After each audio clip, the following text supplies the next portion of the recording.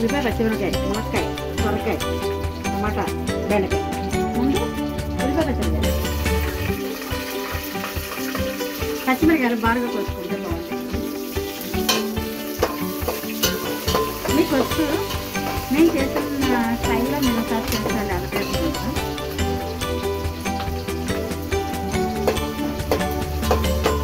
తర్వాత మునక్కాయ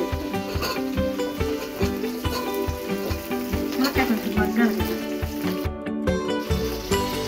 మునక్కాయ మగ్గడానికి లేట్ అవుతుంది కాబట్టి దీంట్లో పులుపు ఉంది కదా, సొరకాయ ముక్కలు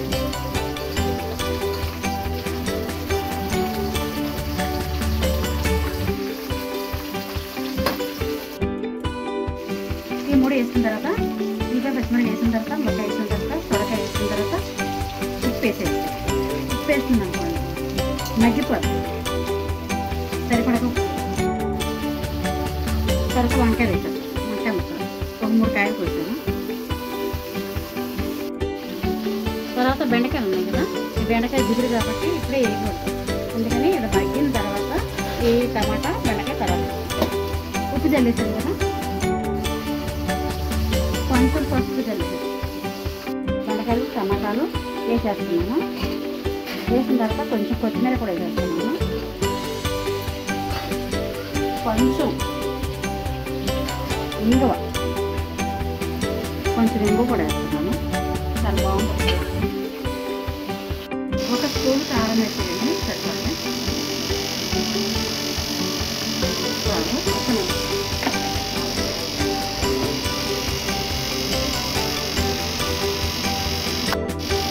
ఇంత ముక్క బెల్లం ముక్క కూడా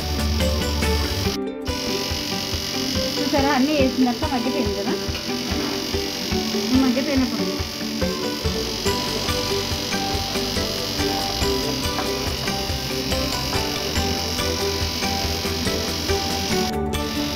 పప్పును చింతపండు పులుసు ఇందాక కలిపి పెట్టుకున్నాం కదా, ఇది అందులో పోసేయడమే.